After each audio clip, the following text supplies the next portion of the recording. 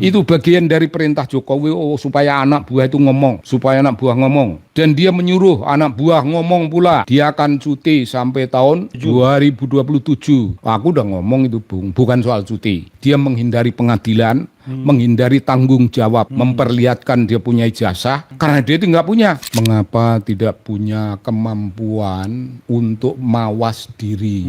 Anakmu itu sekolah pun tidak, kenapa kau dorong-dorongkan?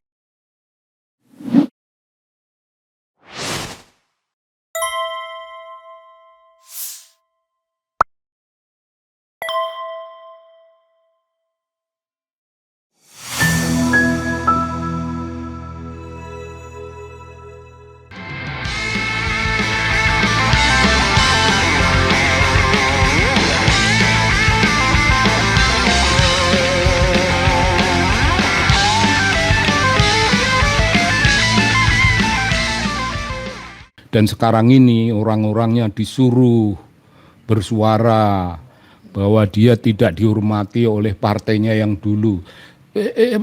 PDIP suruh menghormati dia. Sudah dipecat.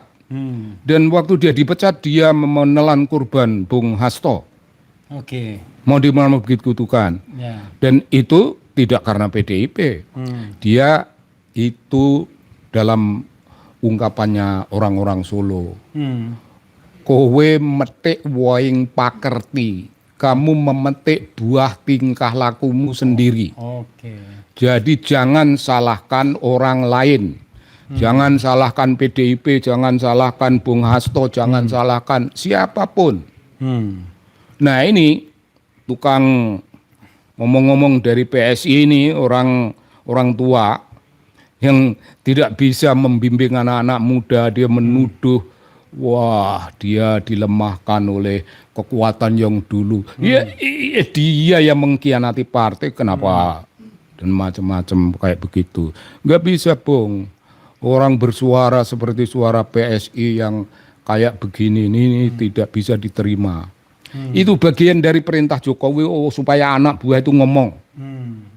Supaya anak buah ngomong. Dan dia menyuruh anak buah ngomong pula.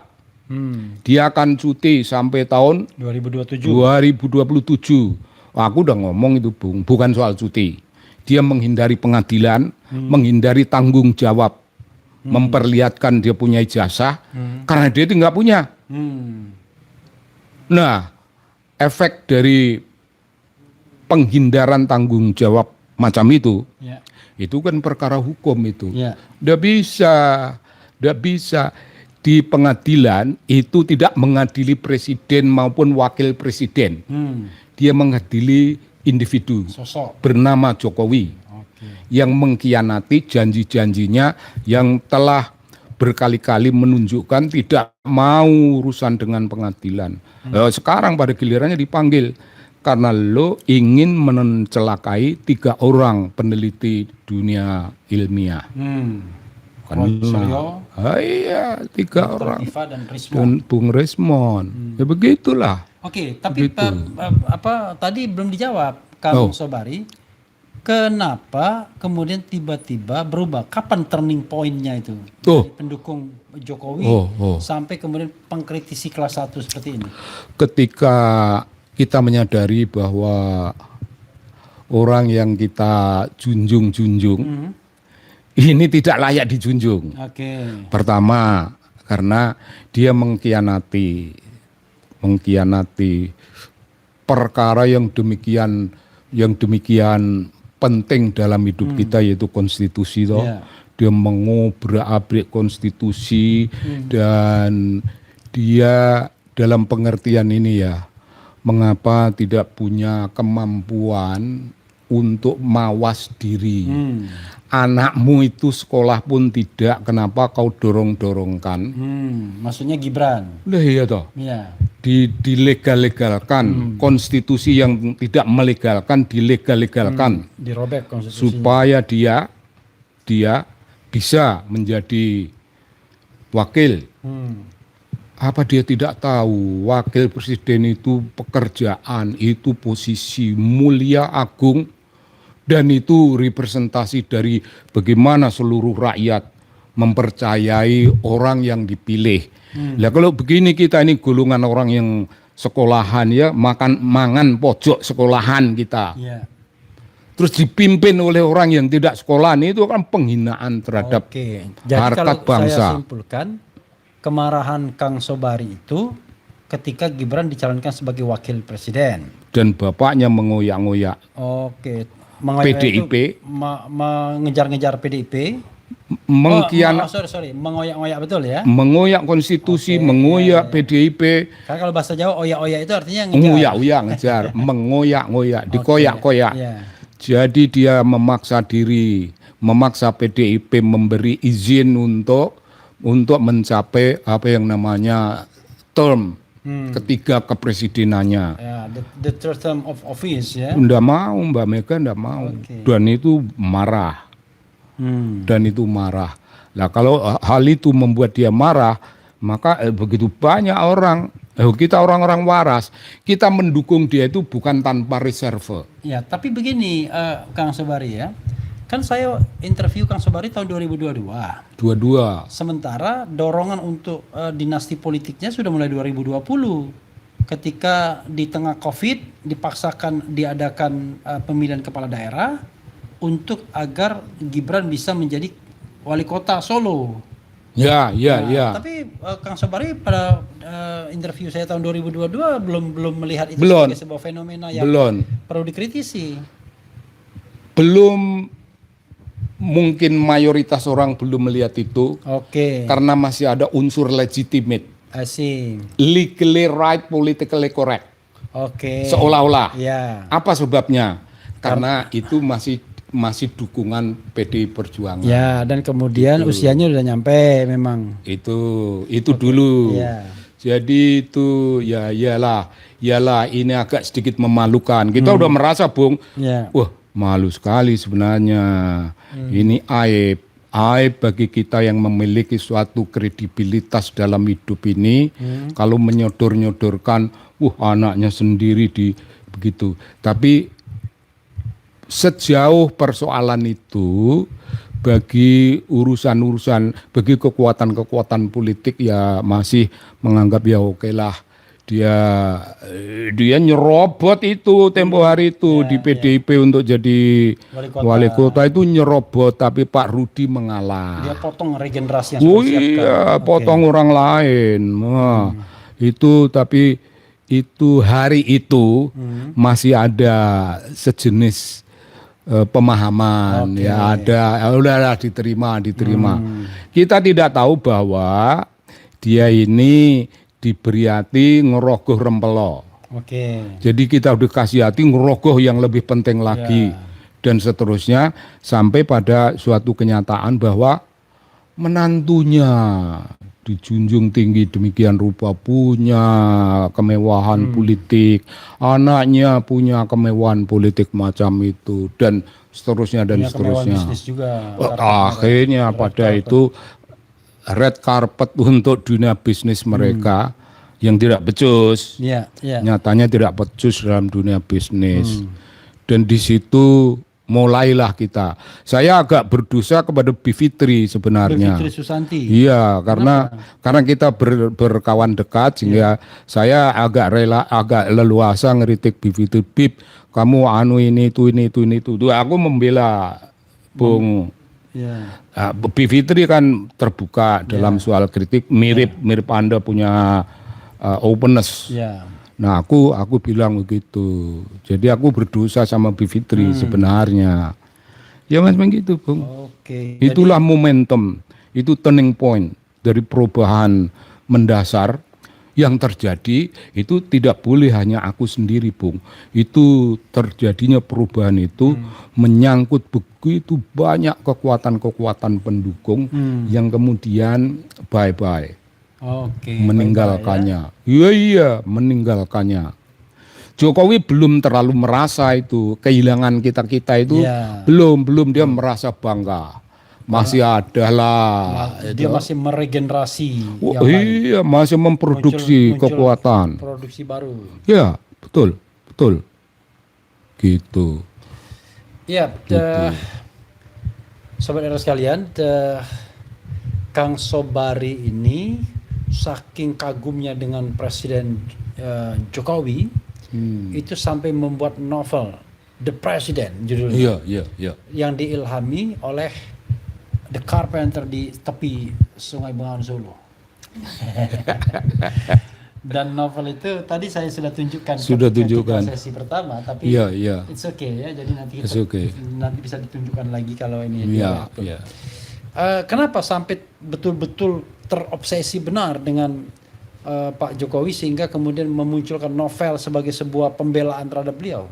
Oh, itu kemarahan yang meluap bertahun-tahun, melihat ketidakadilan di dalam papan catur politik nasional kita. Papan catur politik dan dunia kampus. Dunia kampus itu menjadi religious discourse, bukan akademik, bukan scientific. Religious discourse menjadi suatu wilayah yang dikuasai oleh kekuatan-kekuatan keagamaan. Nggak tahu dari mana datangnya, itu Islam, apa namanya, segala rupa macam gitu. Lalu dunia politik nasional kita, ini bukan political discourse, ini bukan urusan bagaimana konstitusi diperdebatkan, ini bukan bagaimana rakyat. Kita telah bergeser sebagai suatu bangsa, itu kita punya orientasi primordial. Kita dulu menjunjung tinggi kata umat, umat. Dan pasca kemerdekaan, umat itu penting tapi boleh tidak penting, karena ada representasi baru namanya rakyat. Saya membayangkan di papan catur tingkat nasional itu diskursus itu tentang rakyat. Apakah rakyat itu mau diberi nama, kayak aku memberi nama Bung, Revolutionary Marhain. Luar biasa. Berarti udah kelihatan tuh Kang Sobari ini pengagum Bung Karno dong. Dalam satu sisi macam itu, tapi Bung Karno mendefinisikan Marhain itu satu segmen petani khusus. Kalau aku Marhain itu rakyat Indonesia dalam keseluruhan, yaitu orang-orang militan, orang-orang yang penuh kesabaran, yang ingin berubah. Dan kalau penguasa itu menginjak-injak mereka, mereka triwikrama Bung.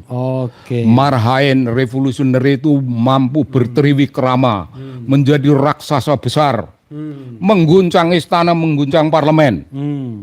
Nggak ada yang bisa melawan. Ketika rakyat bertriwikrama, itu momentum yang kita kenal dalam urusan kebudayaan. Kita punya kemarahan yang namanya amuk masa. Amuk masa. Itulah yang ku bilang. Makanya sedemikian penting itu bagi saya mengenai rakyat. Kita ini diam, orang-orang diam. Nah, tempo hari itu masalahnya dikuasai religious discourse.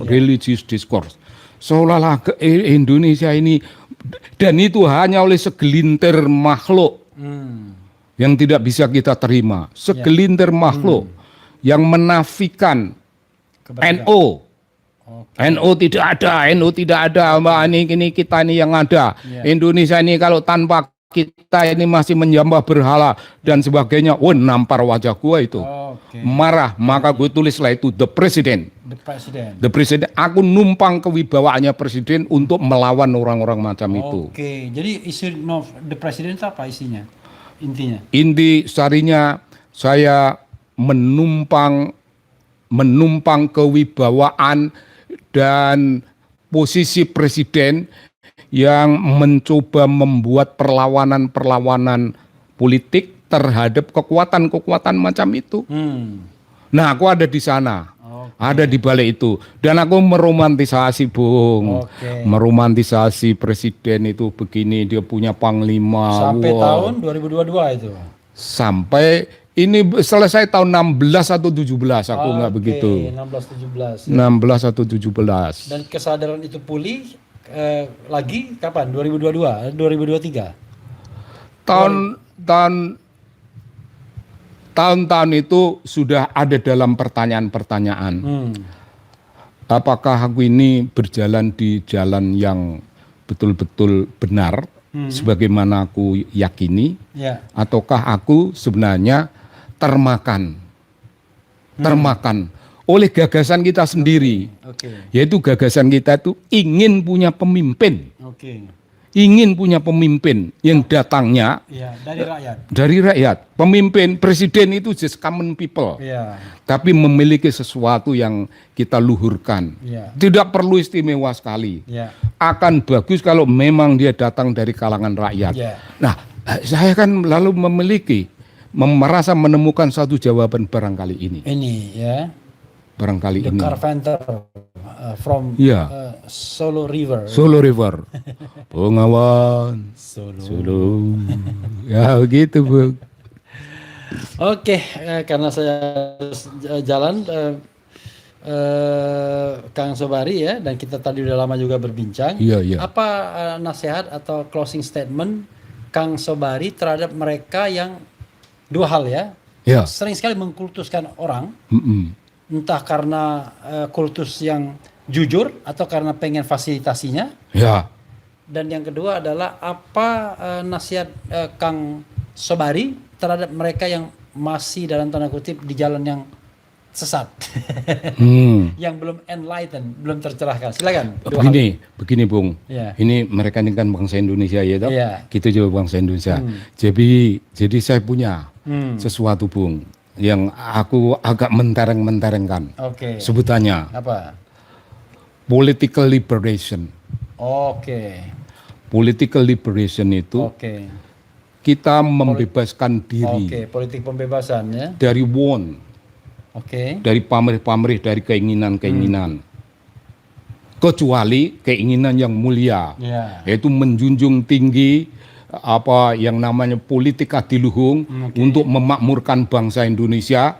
Kalau lebih spesifik untuk mengangkat derajat kaum marhaen revolusioner yang baik hati itu menjadi kekuatan-kekuatan politik yang keren. Nah, itu free from want. Itu kan liberate itu toh. Dan yang kedua itu ialah kita membebaskan diri dari urusan-urusan yang keliru.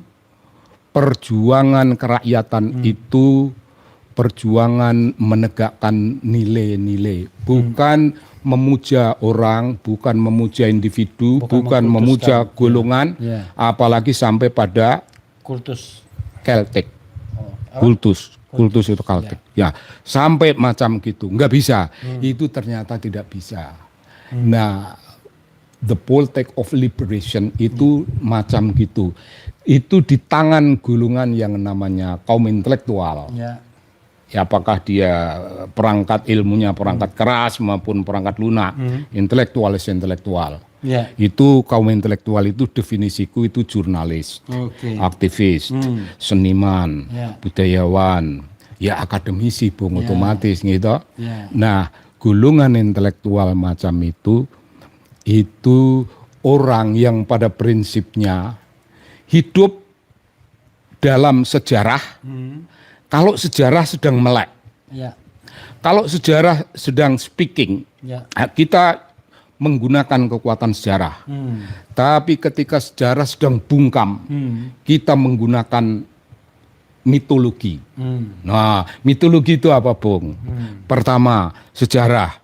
Ya, kita itu hidup dalam sejarah, kekuatan-kekuatan dalam masyarakat kita, politik-politik yang telah menyejarah, politik-politik tingkah laku, konvensi dan sejenisnya yang has already well tested in history.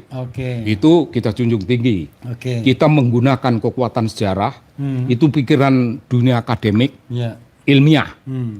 Tapi kalau sejarah bungkam, there are quite many momentum, political momentum di mana sejarah diam. Apa yang mesti kita gunakan? Membangun diri kita memakai yang namanya mitologi. Mitologi itu apa, Bung? Sisyphus. Mendorong batu ke atas bukit dan ingin memahkotai bukit itu. Bukit Aku mahkotai dengan batu ini sebagai simbol itu mahkota Revolutionary Marhain Indonesia. Ya begitu, Bung. Tapi waktu di puncak batu itu ngelundung lagi. Mudah sekali. Mudah lagi ngelundung. Jangan takut, turun lagi, dorong lagi. Dorong lagi, munggah lagi, ngelundung lagi. Oh, stop. Ini gambaran apa? Gambaran yang sudah benar. Kita tidak kultus individu, tapi kita mempercayakan pada struktur kehidupan politik. Struktur itu sudah kita susun, tapi struktur itu kemudian dilawan. Apa yang namanya tatanan hukum yang sudah benar dihancurkan. Apa yang namanya konvensi politik, apa yang namanya janji-janji politik, konstitusi, apa dan segala rupa dilawan. Apakah kita mati? Oh tidak, lawan lagi, terus lagi. Jadi bangun golongan intelektual yang banyak kalangannya tadi itu menjadi warga negara militan. Warga negara militan itu ideologisasinya juga sesuatu yang utopis, yaitu partai kaum pengemis. Partai kaum pengemis itu nama yang ada di sana, tapi aku transfer. Gagasan partai pengemis itu adalah gagasan the politics of liberation. Mereka, partai pengemis di negeri Cina zaman dahulu, di dunia silat, mereka itu yang memiliki the politics of liberation. Mereka berjuang tapi tidak punya pamrih-pamrih yang berlebihan dan yang lainnya. Ketika kita sudah sampai pada gagasan yang namanya Sisyphus, itu orang akan bertanya, Bung, kenapa kita ini orang Indonesia kok berkiblat pada Sisyphus? Wow, tidak ada salahnya karena inilah yang universal. Tapi di Jawa ada, Bung, sejenis Sisyphus itu. Sejenis Sisyphus itu ada dua di dunia Jawa dalam sastra Jawa. Aku orang yang romantising dunia sastra Jawa. Itu digambarkan di situ ono bocah bajang nggawa bathok bolu anteping tekad arsonawu segoro. Ada anak bajang, ya anak yang telanjang kayak begitu, anak kecil lah ya. Anak yang enggak begitu penting. Dia itu membawa tempurung, tapi tekadnya ingin mengeringkan Samudra Raya. Yuk kering enggak betul, Itu militansi Revolutionary Marhain. Aku rumuskan macam gitu. Dan itu ada dua, di Jawa ada dua yang begitu. Satu lagi sijine maneh ana bocah bajang nggawa sada sakler. Ancasing tekad, anteping tekad arso ngresike nyapu jagat raya. Dengan sebatang lidi ingin menyapu jagat raya. Kan itu KPK, Bung.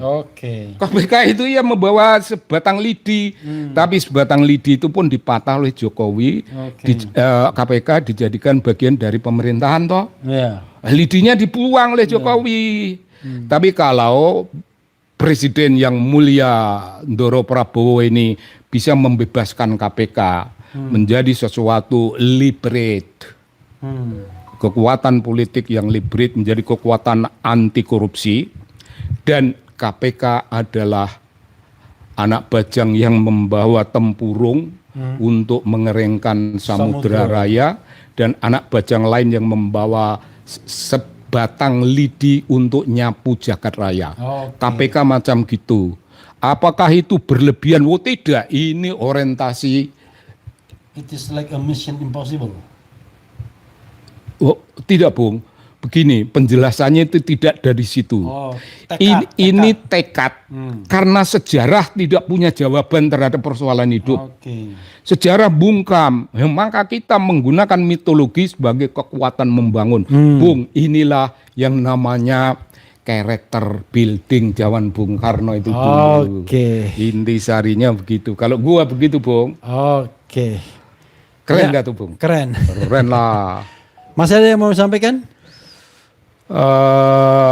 Iya. Jadi kita ini warga negara ini rakyat yang militan, rakyat yang beriman, orang yang terinjak-injak. orang yang terinjak-injak, orang yang tertindas. Tapi never and never forget. Oke. Kita ini gulungan lemah yang memiliki senjata. Namanya Bung, weapon of the weak. Oke. Weapon of the weak. Oke, weapon of the weak. Ya. Senjata bagi yang lemah. Senjata kaum lemah. Ya. Kita punya. Jadi kaum lemah itu bisa weaponize their selves, Ya. their selves, Ya. weaponize ourselves Ya. dengan satu kekuatan ideologi. Kita weaponize itu membuat diri kita memiliki senjata, memiliki kekuatan. Jangan diremehkan. Oke. Gedung Senayan, gue bisa kencingin dari atas. Kalau para wakil rakyat itu meremehkan kekuatan rakyat, kan pernah sudah dalam sejarah. Oke. Rakyat naik di atas Oke. gedung Senayan, kencing semuanya.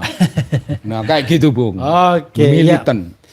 Ya, Militan. sahabat sekalian, sebenarnya saya ingin pesan konkret tuh Kang. Ya. Buat mereka yang saat ini masih memuji-muji, mengkultus individukan manusia, walaupun dia mantan pemimpin, mantan presiden, apa yang sebaiknya dilakukan? Gitu, yang konkretnya Kang, terakhir. Anu Bung, omongan gue itu udah implicitly is important. Itu real, konkret. Oke. Omonganku konkret. Nggak perlu aku menujung, kalian begini, kalian begini. Oke, Nggak, sadarlah. nanti dianggap kita meremehkan mereka punya kecerdasan. Oke. Biar mereka memetik sendiri dari ungkapan-ungkapan macam itu. It has already concrete and clear. Oke.